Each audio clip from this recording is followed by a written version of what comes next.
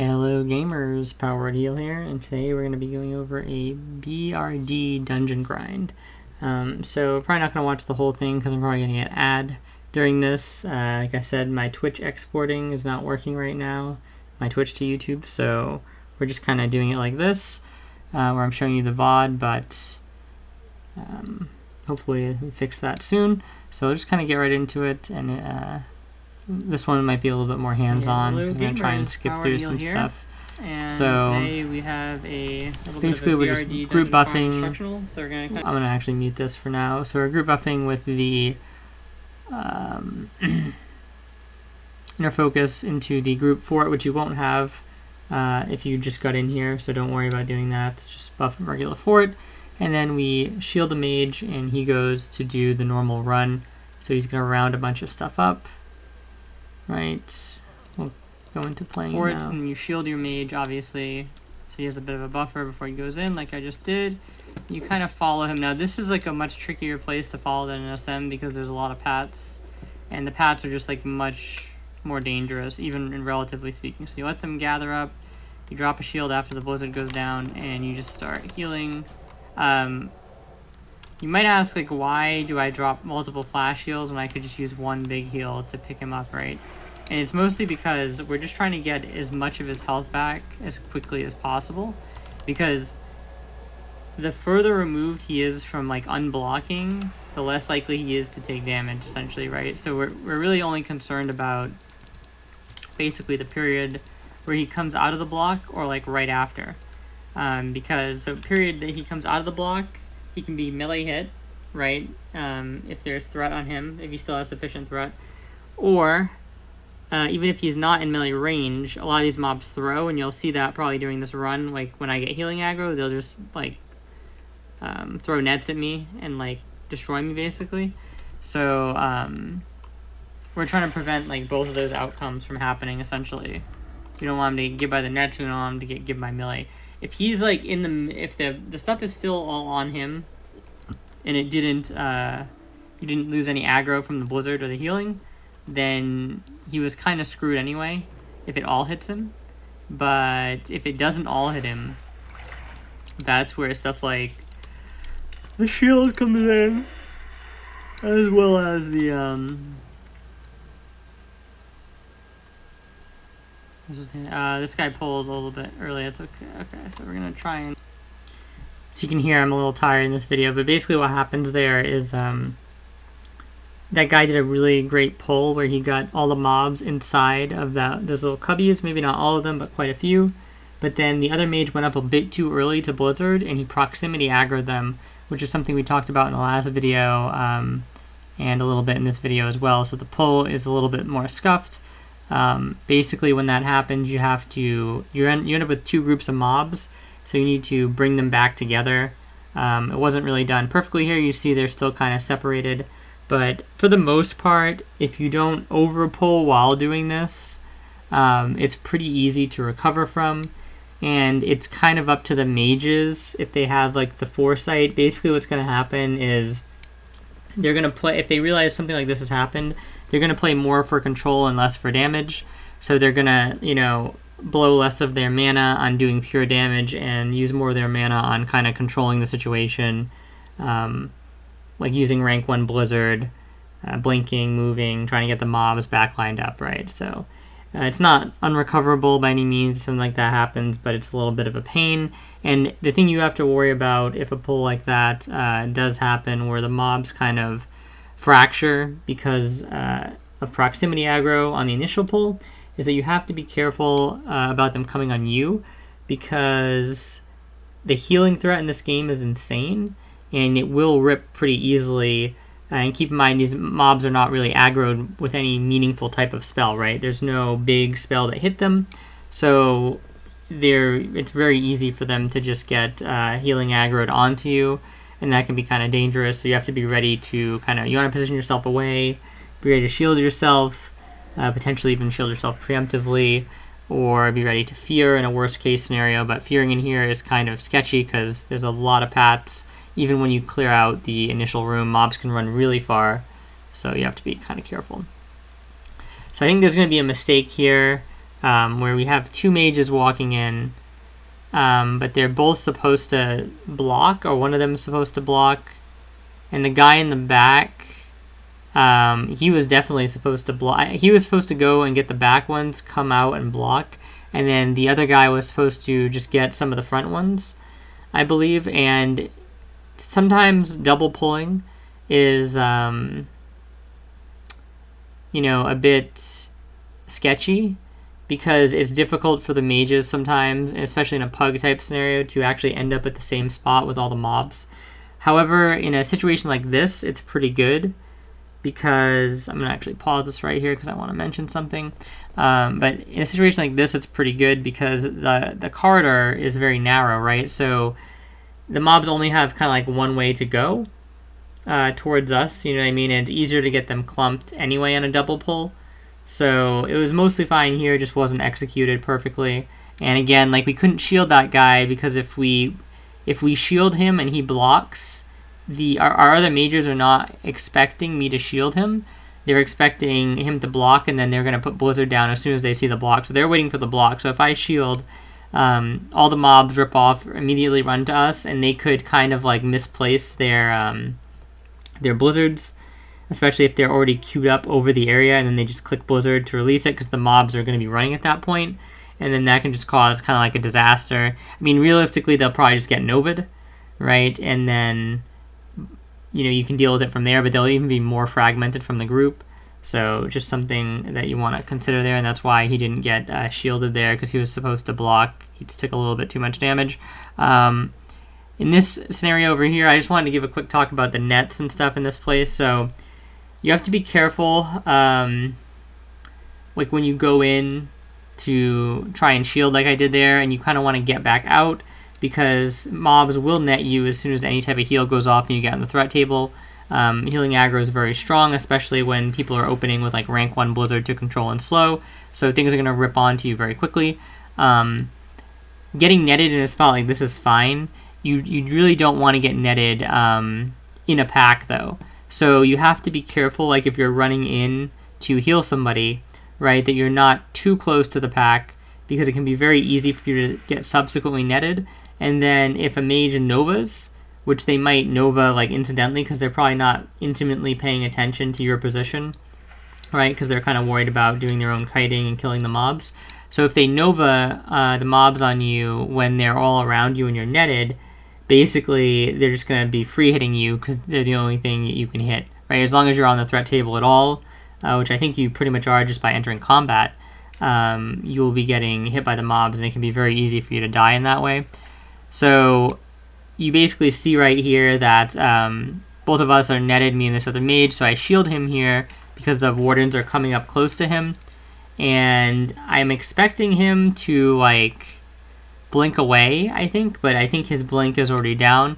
What I probably should do here, and what you can do in situations like this, is fear mobs. I was also waiting for him to potentially nova, but I think he didn't want to nova, because if he novas, then the mobs are kind of like trapped in melee proximity of him, but he doesn't realize that if he novas, I'm going to fear. And the Nova Fear combo is pretty good, especially in this instance, because what it essentially does is it, Nova is a snare, but it doesn't actually take the mob's actions away, right? So if, again, like I said earlier, if they're snared next to you, they'll still hit you. But if you snare them and then you fear them, they're completely crowd controlled from the fear, but they can't actually run away, so they're basically feared in place. So they can't do any actions towards you, but they also can't run away and aggro more mobs. So that makes it really safe to use fear in certain situations where mobs are slowed, or when they're novid. I probably could have just feared here because they're already slowed by the Blizzard, but I was just expecting him to blink or nova, and he didn't right away, so just continue to play this a little bit. Not really a big deal. He ice blocks there because he's concerned, but he wouldn't have died because he had a shield on him already. But, again, this is a pug, so it's not really super organized, right? Like, playing your life is absolutely fine.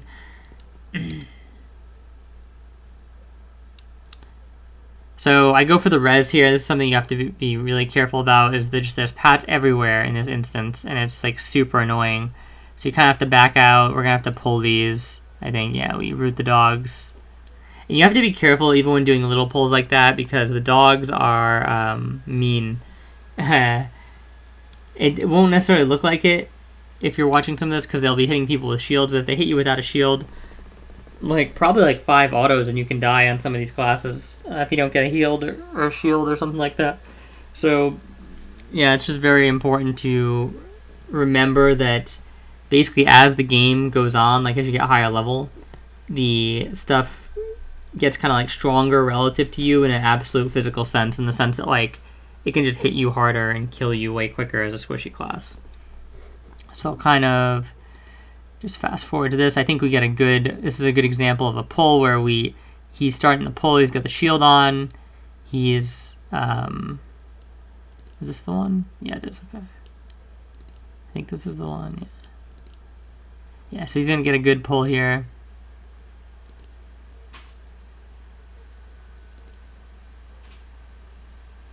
This is something that I wanted to mention too that's a little bit tricky, is these Nova pulls, right, where they'll start with a Nova.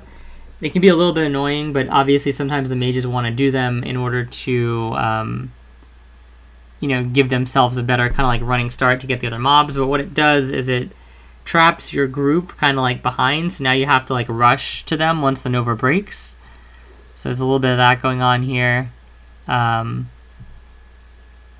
He ice blocks.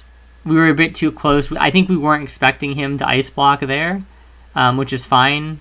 But we recovered well. Basically, that's exactly what you have to do if the mobs pull back onto the group, is you just Nova them, and then you basically Nova the mobs in the front, and then don't Nova the ones in the back until they catch up to the ones in the front, right? And then you start Novaing them again and using all your abilities on them. So that was relatively easy. We have the boss here. It's recommended, in my opinion, to not pull the boss if you're like a new group or struggling with this. The boss really does need to be tanked by a mage, so we have some mage doing damage to it, interrupting it, etc. All the mages are kind of rotating CSs, because the problem is that the mage just it like does a lot of damage actually, even with its melee attack. So what'll happen is if none of the mages have like actual good threat, you'll just perma have threat on it with healing aggro, and it'll just keep attacking you. It'll give you casting pushback. It also hits really hard.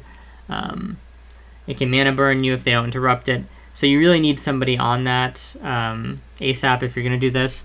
The way I would recommend it if you're a newer group and you don't want to mess with the boss is just do the normal pull, and then you can pull the boss right after, basically solo, or with like one small dog pack or something like that.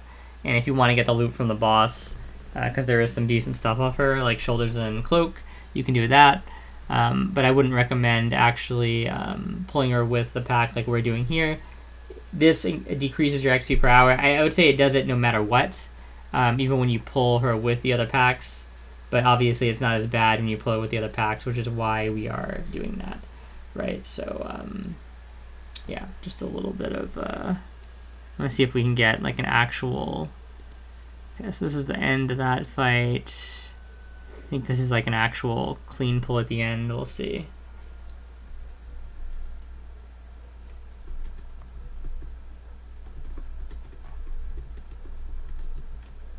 Let's see here.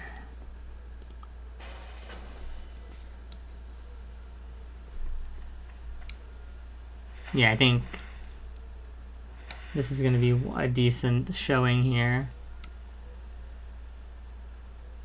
So this Vu guy has a shield. He's going to run down. One of the big things I'll tell you about this instance, this is another situation with the Nova, right? We're kind of have to cut it close here and run very quickly behind. Going for huge pulls is not that this is a huge pull, but I'm just saying in general, like trying to really overpull, and I'm just going to pause it one more second, is the fastest way to like ruin your XP per hour, in my opinion, if you're dying, right? Like basically if your mages are super giga chads and they're getting really huge pulls off and you're nailing it every time, it's fine. But you know, if one out of every 5 times, 1 out of every 4 times they're dying to big pulls, you should tell them to just like, lock it in, do smaller pulls, and the XP per hour will be way better. So this guy does something I wanted to just point out here. That's why I paused it. He gathers the mobs, and then he actually comes back. If you notice, like he was like over here, and he came back to us and then blocked. If you're ever able to safely do that, it's a fantastic thing to do because it basically just shortens the distance that your team takes to get to you. So it means the blizzard's going to come down earlier. If the blizzard comes down earlier, the more likely it is that all the mobs are going to have threat on the mages in the main stack and not on the ice block. So it means you're not going to need the shield. You don't have any chance of dying after you exit the block, right? Everything just goes a lot better.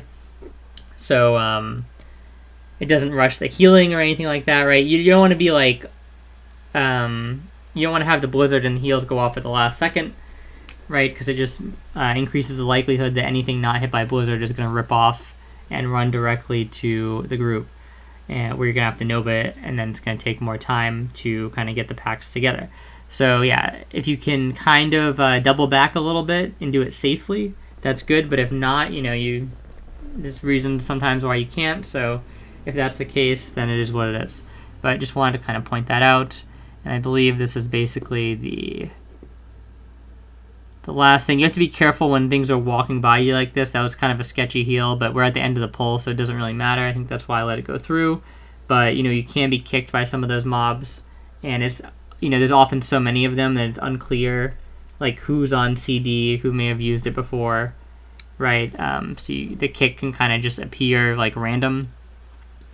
And yeah, that's basically the instance. So thank you guys so much for watching, and I hope you guys enjoyed the video, got something from it. If you have any questions, comments, or anything, leave them in the comments below, and I'll talk to you guys next time.